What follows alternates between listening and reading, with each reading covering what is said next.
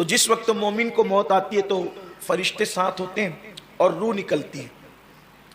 فرمایا اگر کسی کی روح نکلتے وقت اس کی پیشانی پہ پسینہ آ جائے یا آنکھوں میں آنسو آ جائے اور ہلکی سی آنکھیں کھلی رہے, ہلکی سی, یہ جنتی ہونے کی علامت. ماتھے پہ پسینہ, آنکھوں میں آنسو اور ہلکی سی آنکھوں کا کھلا رہنا. اس لیے کہ ہلکی سی آنکھیں کھلی اس لیے رہتی ہے کہ انسان اپنی روح کو جاتے ہوئے دیکھتا ہے. پھر فرمایا گیا کہ جیسے روح نکلتی ہے تو جو فرشتے ساتھ آئے ہوئے ہوتے ہیں وہ جلدی سے آگے بڑھتے ہیں اور اس کی روح کو اس جنتی کفن میں لپیٹتے ہیں اور آسمانوں کی طرف اس کو بشکل دلہن لے کر کے جاتے ہیں. فرشتے اس کو بشکل دلہن لے کر کے جاتے ہیں. ایک اور خاص بات کہ وہ جو لے جاتے ہیں نا تو اولیاء اللہ اس کو دیکھتے بھی ہیں. عام لوگوں کو نظر نہیں آتا لیکن اللہ کے ولیوں کو نظر آتا ہے. اس سلسلے میں لگے ہاتھوں وہ ایمان کو تازہ کرنے والا واقعہ سن لیں. 25 صفر کو جمعہ کا دن تھا, 1921 کا دن تھا اور 1340 ہجری کی سفر تھی. ایک اللہ کا ولی غوث پاک کا بیٹا کہ چوچے مقدسہ کی سرزمین پہ وضو کر رہا تھا. اس بزرگ کو دنیا شیخ المشائخ اعلیٰ حضرت اشرفی کے نام سے جانتی اور ان کو وضو کرانے والا غوث پاک کا دوسرا بیٹا تھا جو انہی کا نواسا تھا. دنیا ان کو سید محمد کی چوچی محدث اعظم کے نام سے جانتی. وضو کرتے ہوئے اس غوث پاک کے شہزادے نے نگاہیں آسمان کی طرف کی اور آنکھوں میں آنسو آ گئے. تو کہا نانا جان کہ آپ کو کسی کیڑے نے کاٹ لیا؟ آپ اچانک رو رہے ہیں, رونے کا کوئی موقع تو ہے نہیں, وضو ہو رہا ہے جمعہ کی نماز کے لیے, آپ کیوں رو رہے ہیں؟ کہنے لگے شہزادے قطب الارشاد کا جنازہ فرشتے لے کر کے جا رہے ہیں. قطب الارشاد کا جنازہ فرشتے لے جا رہے ہیں. جب ہم نے پوچھا وہ کون تھا جسے کہ چھوچا میں مسند غوثیت کے وارث نے قطب الارشاد کہا, تو کہا کہ وہ کوئی اور قطب الارشاد نہیں تھا, اسی کو دنیا امام عشق و محبت امام احمد رضا خان محدث بریلوی کے نام سے. تو جنازہ, جسم کا جنازہ جاتے ہوئے عوام دیکھتی ہے اور روح کا جنازہ جاتے ہوئے اللہ کے اولیاء دیکھتے ہیں. اور یہ تو بہت پرانی بات نہیں, ابھی تو صرف یہ پچھلی صدی کی بات ہے. تو میرے آقا صلی اللہ علیہ وسلم کے دیوانوں, یہ ہمارے مذہب و مسلک کی حقانیت کی دلیل ہے. اور حیرت کی بات یہ ہے کہ ابھی تار بھی نہیں آیا, موبائل کا دور بھی نہیں تھا, فون بھی نہیں آیا کہ چلو اس طریقے کے واقعات معاذ اللہ آدمی گڑھ لے. استغفر اللہ علیہ, ایسے لوگوں سے تو یہ توقع بھی نہیں, وہ سچے سچے لوگوں سے, لیکن کوئی قرائن نہیں, کچھ نہیں. اور پھر اس کے بعد ادھر جنازہ دیکھ کر کے کہا کہ قطب الارشاد کا جنازہ جا رہا ہے, اور تھوڑی دیر کے بعد خبر آتی ہے کہ اہل سنت کا امام اس دار فانی سے دار بقا کی طرف رخصت ہو گیا. تو یہ مومن کی موت ہے. فرشتے جنتی کفن میں جنت کی خوشبو لگا کے اس کو لے جاتے ہیں, اور کہاں تک لے جاتے ہیں؟ اللہ کی بارگاہ میں اس کو حاضر کیا جاتا ہے. اسے خدا کی بارگاہ میں حاضری کا شرف عطا کیا جاتا ہے, وہ خدا کی بارگاہ میں حاضر ہوتا ہے, اور ادھر پھر اللہ تبارک و تعالیٰ کی بارگاہ میں اس کو حضوری نصیب ہوتی ہے. اور پھر اللہ تبارک و تعالیٰ فرماتا ہے کہ اس کو لوٹا دو, میں اس سے راضی ہوں, یہ میرا جنتی بندہ ہے, میں اس سے خوش ہوں, اس کو لوٹا دو کیونکہ میں نے وعدہ کیا تھا کہ میں اس کو اس کے رشتہ داروں کے درمیان, اس کے احبہ کے درمیان, یہ جس سے محبت کرتا ہے ان کے درمیان لوٹا دوں گا. پھر فرمایا جاتا ہے کہ اس کا نامہ اعمال کھولا جاتا ہے. اللہ فرماتا ہے کہ میں نے سب قبول کر لیا, کچھ غلطیاں ہوتی ہیں تو فرماتا ہے کہ میں نے اس کو معاف کر دیا. پھر فرمایا جاتا ہے کہ اس کی روح لائی جاتی ہے, اور اس کی روح پھر جو ہے وہ اس کا جسم کا تعلق تو روح سے بہرحال باقی رہتا ہے. حدیث پاک میں آتا ہے کہ پانی گرم کون کر رہا ہے مردہ اس کو بھی دیکھتا ہے, کون نہلا رہا ہے اس کو بھی دیکھتا ہے, نہلاتے وقت کیا باتیں ہو رہی ہے مردہ اس کو بھی سنتا ہے, کفن کون پہنا رہا ہے مردہ اس کو بھی سنتا ہے, اور وہ سب. لیکن آج کل نہلاتے ہوئے لوگ بہت دھنکس کرتے ہیں, ایسا نہیں ہونا چاہیے, درود شریف پڑھنا چاہیے. اور میں یہ دیکھتا ہوں ہمارے شہر کے اندر کہ جب مردے کو نہلایا جاتا ہے تو لوگ چادر پکڑ کے کھڑے رہتے ہیں اور جھانک جھانک کر کے دیکھتے ہیں. مردے کو اس سے تکلیف ہوتی ہے. جتنے لوگوں کی ضرورت وہاں ہے सिर्फ उतने ही लोग रहे। 2 की जरूरत है 2 रहे, 3 की जरूरत है 3 रहे। वो कोई तमाशा और सर्कस तो है नहीं कि आप वहां झांक झांक करके देख रहे हैं, क्या है।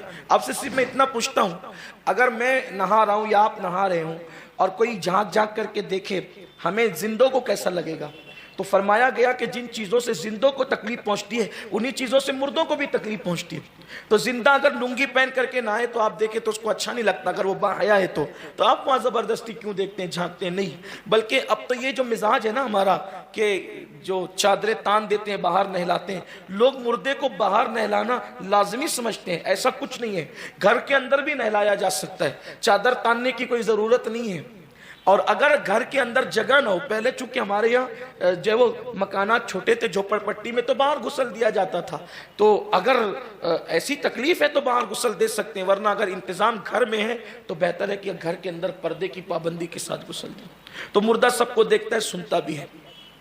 और फिर उसके बाद एक और बात इस दरमियान अर्ज कर दूं, हुजूर अलैहि सलाम फरमाते हैं अपने मुर्दों को अच्छा कफन दो। यहां तो हाल यह है कि ऐसा कफन मैं देखता हूं कि वो ऊपर की जो सर की तरफ का हिस्सा वो पकड़ के बांधते हैं ना, वो अगर कोई ताकतवर आदमी पकड़ के दबा ले तो वो फट जाता है। सबको एक जैसा, वो कफन वाले भी जो कपड़ा लाते हैं, क्योंकि जो लोग खरीदते हैं बस वही लाते हैं। और फिर लोगों का हाल भी है ना कि अमीर हो गरीब हो छोटा हो बड़ा हो, जाते सीधे बोलते कफन दो, और वो लाता है वैसे ही दे देता है, जैसा उसके पास होता है वैसे ही देता है, वही उठा करके लेके आते हैं। नहीं, कफन अच्छा दो। हुजूर अलैहिस्सलाम फरमाते हैं मुर्दे अपने कफन को देख के खुश होते हैं। बल्कि कैसा कफन होना चाहिए उसका एक उसूल आप याद कर लें। जैसी कीमत के कपड़े वो जुमा और ईदैन में और शादी ब्याह में पहनता था, वैसी कीमत का कफन उसको दिया जाए, कफन अच्छा हो। उसकी वजह यह है भाइयों, अगर कोई शादी में जा रहा है तो वो कितना बन संवर कर जाता है।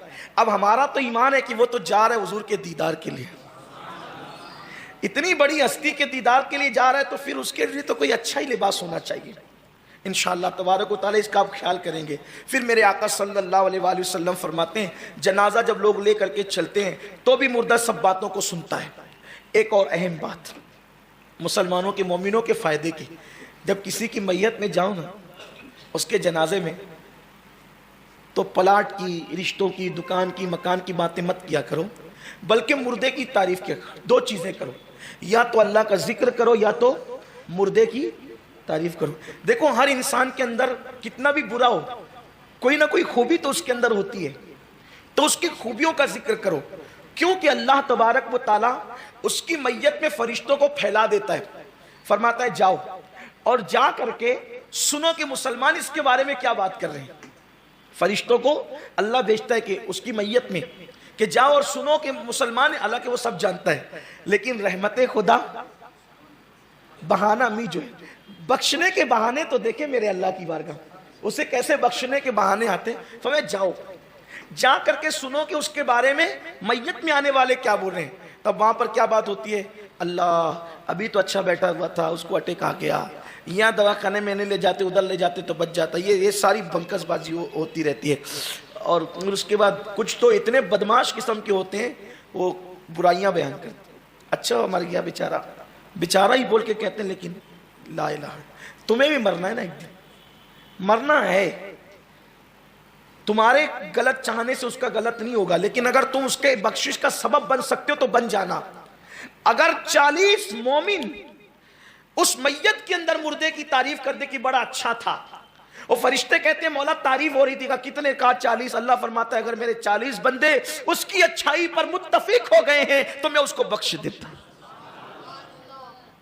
इसीलिए 2-4-6 लोगों को जमा करके 2-4-6 लोगों को जमा कर, माशाल्लाह बहुत अच्छा था।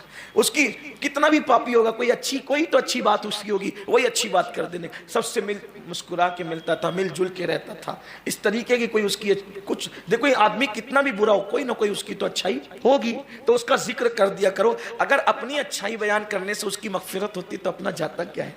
तो अगर हम किसी का भला चाहेंगे, हो सकता है अपनी मैयत में भी कोई आकर के कह दे कि मैं बड़ा अच्छा था, तो उसके सदके अपनी भी बख्शिश हो जाएगी। और मैं तो कहता हूं यार कोई ना भी चाहे ना, तो मेरा अल्लाह तो चाहता ही है बख्श देना, वो तो चाहता ही है बख्श दे। वो कहता है मैं तुम्हें अजाब दे के क्या करूंगा अगर तुम मेरा शुक्र अदा करो। तो हुजूर अलैहि सलाम, बल्कि हदीस पाक है कि मोमिन की मौत उसके गुनाहों का कफारा है। बल्कि क्या بہانے ڈھونڈے جاتے ہیں. فرمایا گیا اگر جنازے کے اندر کوئی نیک آ جائے اور وہ کندھا دے دے تو بھی مردہ بخش دیا جاتا. نماز جنازہ میں 3 صف لگ جائے نا یا 40 مومن جمع ہو جائے تو بھی بخش دیا جاتا ہے. اور خاص بات کہ نہ 3 صفیں ہوئی نہ 40 لوگ جمع ہوئے نہ کسی نے تعریف کی. فرمایا گیا ہائے ہائے کیا انداز ہے بخشنے کے. اگر کسی بخشے ہوئے مردے کے قریب اس کی قبر بن جائے تو بھی اللہ بخش دیتا. دیکھیں ایمان پہ گیا تو بات کیا ہے. ایک مرتبہ ایسا ہوا, اس کو بھی غالباً امام سیوطی نے لکھا ہے, کہ ایک شخص کا انتقال ہوا تو اس کو دفن کیا گیا. تو جیسے اس کو دفن کیا نا تو لوگوں نے دیکھا کہ اس کی قبر پہ پھولوں کا گلدستہ اچانک نمودار ہوا. لوگ کہہ رہے ابھی تک تم ان سے غافل تھے, کیا اللہ کا پہنچا ہوا بندہ ہے, کیا اللہ کا نیک بندہ ہے کہ اس کو ادھر دفن کیا اور ادھر پھولوں کا گلدستہ قبر پہ. تو کچھ دیر ہوشیار ہوتے ہیں تو کہا کہ یار یہ تو اللہ کا ولی ہے, اس کو قبرستان میں نہیں ہونا چاہیے, اس کو کہیں اور ہونا چاہیے, اس کو قبرستان میں نہیں ہونا چاہیے, یہاں بڑی جگہ کی تنگی ہے, اس کو کہیں اور ہونا چاہیے. آپ سے ایک بات کہتا ہوں, دیکھو بہرحال قبرستان میں دفن ہونے کی فضیلت ہے. قبرستان میں دفن ہونے کی فضیلت ہے. اس کا فائدہ کیا ہے؟ قبرستان میں دفن ہونے کا فائدہ کیا ہے؟ ایک تو یہ کہ اگر ہمارا کوئی رشتہ دار نہیں آئے گا تو کسی کا کوئی نہ کوئی تو رشتہ دار آئے گا, اور وہ آئے گا تو تنا اپنے ابا کو اپنے دادا کو تھوڑی سلام کرے گا, وہ تو سارے قبرستان والوں کو سلام کرے گا. ایک بات, اپنا کوئی رشتہ دار نہ آیا, کسی کا کوئی رشتہ دار آئے گا اور وہ وہاں درود پڑھے گا, قرآن پڑھے گا, تو اس کی برکت سارے قبرستان والوں کو نصیب ہوگی. یہ جو الگ سے قبریں بنانا ہے یا مزارات بنانا ہے, یہ ان لوگوں کے لیے ہے جو واقعی اللہ کے ایسے برگزیدہ بندے ہوں جو اس بات کے حقدار ہوں. ورنہ اگر ہر آدمی اپنے ابا دادا کی الگ الگ بناتا رہا تو بڑی مصیبت بیچارے کے لیے خود ہے. ایک قبرستان میں رہتا تو پڑھائی ہوتی, سال ثواب ہوتا ہے نا, اس پر سلام پیش کیا جاتا, کوئی نیک بندہ آتا درود پڑھتا اس کی برکت سے. ارے نہیں کچھ ہوتا تو کم سے کم آس پاس والوں کی جو بخشش ہو گئی تھی انہیں کے صدقے بخش دیا جاتا. خام اندھیرے میں پڑے رہتے ہیں ادھر ادھر. یہ آپ اچھا نہیں کرتے. اپنے دھندے پانی کے لیے آپ اپنے مردوں پہ ظلم نہ کریں. اگر وہ عام مسلمان ہے, اگرچہ نیک ہے, کوشش کرو قبرستان میں دفن کرنا, یا پھر اگر آپ الگ ہی دفن کرنا چاہتے تو کسی مسجد میں کر دیں تاکہ عبادت کی برکتیں ملیں. یعنی مسجد کی زمین پہ نہیں کر سکتے, مسجد سے لگ کر آپ کی خود کی زمین ہو یا آپ نے خریدی ہو تو, ورنہ ایسا نہیں کہ آپ مسجد کی جو مومنوں نے مسجد کے لیے وقف کیا ہے آپ اس کو نہیں کریں. اگر آپ نے خود سے الگ سے لیو خریدی ہو تاکہ مسجد کی برکت, یا مدرسے میں دفن کریں, کیونکہ حضور فرماتے ہیں کہ طالب علم کسی قبر کے قریب سے گزرتا ہے تو 40 دن تک عذاب اٹھا لیا جاتا ہے. یعنی وہاں کریں جہاں بخشش کے آثار ہوں. اور میں تو کہتا ہوں کہ مالیگاؤں کا بڑا قبرستان اگر گھروں کے قریب ہو, اگر مالیگاؤں کا بڑا قبرستان گھروں کے قریب ہو. اب کچھ لوگ یہ بھی کرتے ہیں کہ پتہ نہیں گھر کہاں کہاں ہے اور لے جاتے ہیں بڑا قبرستان. یہ بھی نہیں ہونا چاہیے, لوگوں کو دقت ہوتی ہے, تکلیف ہوتی ہے, ایسا نہیں ہونا چاہیے. ہاں جن کے گھروں کے قریب ہے بڑی خوشی کی بات ہے, بڑی عظیم بات ہے. فقیر کے چھوٹے سے اندازے کے مطابق ہمارے اس قبرستان میں ہزاروں بڑے بڑے اولیاء کرام موجود ہیں. ہزاروں کہہ رہا ہوں, ہزاروں بڑے بڑے اولیاء کرام موجود ہیں. ہاں, اور خاص طور پہ وہ خطہ جو مشرقی سمتوں میں واقع ہے وہ تو گویا کہ زمینی جنت ہے.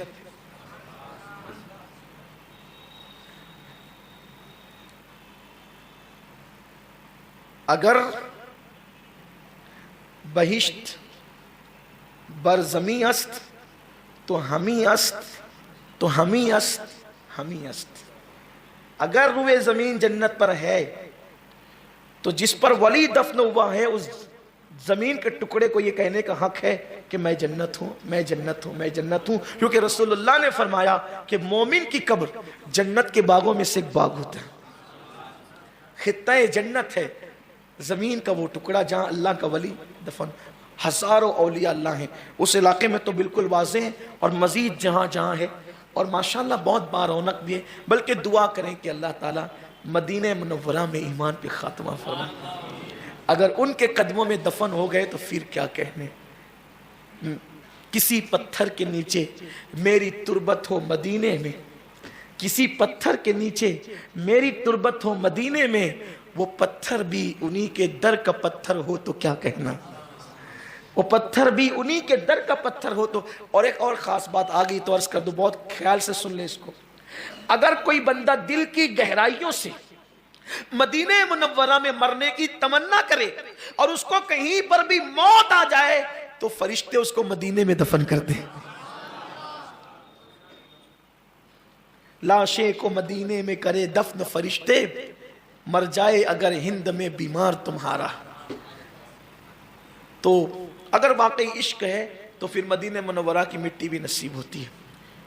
تو بات چل رہی تھی کوشش کریں مردوں کو قبرستان میں دفن کرنے، اور یا پھر اتنے بلند مرتبے پر فائز ہو کہ مقام ولایت ہو، قطبیت ہو، ظاہر ہو گئی ہو تو پھر بات الگ ہے، تو بات رہ نہ جائے۔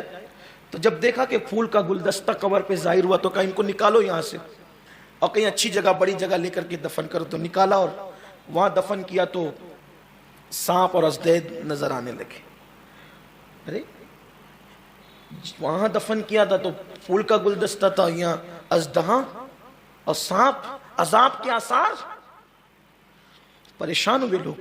ایک اللہ کے ولی جو صاحب کشف تھے ان کو بلایا گیا تو انہوں نے فرمایا اس کا کوئی کمال نہ تھا، یہ تو تھا ہی پاپی، لیکن قبرستان میں اس کو جہاں جگہ مل گئی تھی وہ کسی ولی کا آستانہ تھا، تو عذاب اس نے روک لیا گیا تھا، اور اس ولی کی برکت سے اس کو اللہ نے جنت عطا کر دی تھی۔ یعنی کہ یہ اللہ رب العزت کی رحمتوں کا مستحق ہو گیا تھا، تم نے اس کو دور کر کے اس کا نقصان کر دیا، پھر اٹھا کر کے وہی دفن کر دیا۔